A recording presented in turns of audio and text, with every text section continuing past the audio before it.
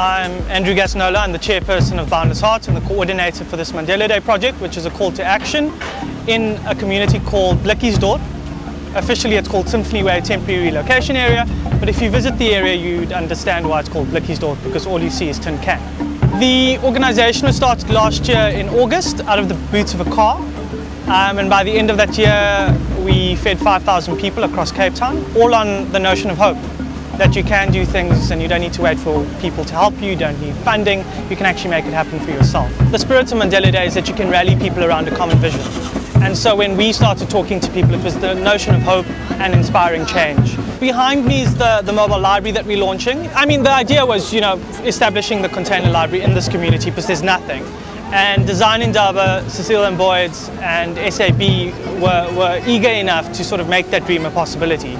So sourcing the container, refurbishing it, designing the interior and actually making it a space in which creativity is encouraged. Yeah, the container is, if you can see it as a building material, there's a lot of things you can do. You can turn something simple into something beautiful. Design Indaba has asked me to participate on Mandela Day project, and this is a little library you see behind. Very cute little library with colorful windows.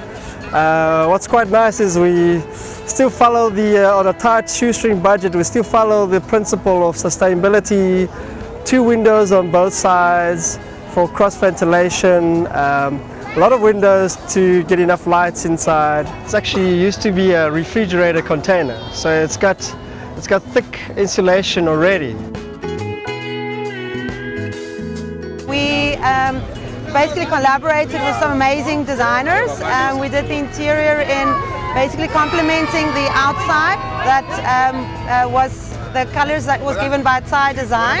But I've had some help from other designers called Sarah Pratt to help me with the stripes on the inside, sort of combining the color palette and see what you can find and creating just a creative sort of beautiful colorful space. Often what people don't understand, even when you come here and you just engage with the people who live here, they are already cheered by just your presence. So to see this beautiful container and an option for the kids in this area is just extraordinary. Daily in their lives, people are using design to alleviate their own scenarios. And I think the sense that with a little creative application, with thinking correctly, with looking at things differently, if we can just light that fire in these little spirits that, I want to do that, I want to do stuff that changes the world and makes a difference. And I think Design Indaba, I doff my hat. Great stuff. I visited this library and I think it's a great idea because we have problems with libraries in our area, although we are ought to, but it's very dangerous for our children to get to the library and it's very far. Danger zones are like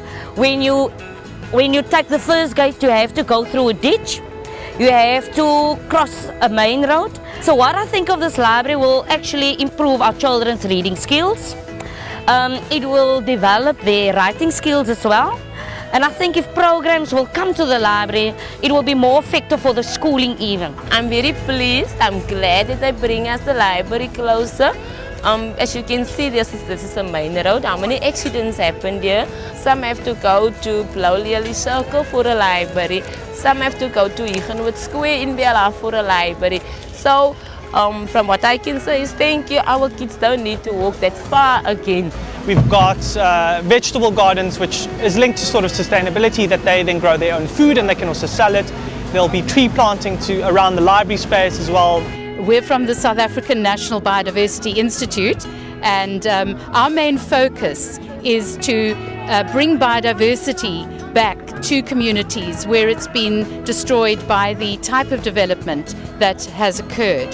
So today we're here and we've planted some of these basically indigenous gardens and water-wise gardening, but most of these plants are medicinal plants. We're going to be painting some houses here. Plascon came on board. Plascon is committed to providing paint so that it continues for the rest of the year, so that eventually every single one of these houses are painted. I'm an illustrator and designer, and I also paint and do exhibitions. I'm here with Cecile and we're busy doing a mural collab. I'm all about just brightening up urban spaces. I think Blikkiesdorp is a prime example of something that's not particularly, I mean, it's all tin shacks. I think coming from Woodstock where we're working, we've done quite a lot of painting and installations in that neighborhood, and I think it's the first step in terms of bringing a bit of hope to people. And this just sort of says, you've got kids in the background marching, you've got an engaged community who are all just, I think, really amazed at the response by everyone.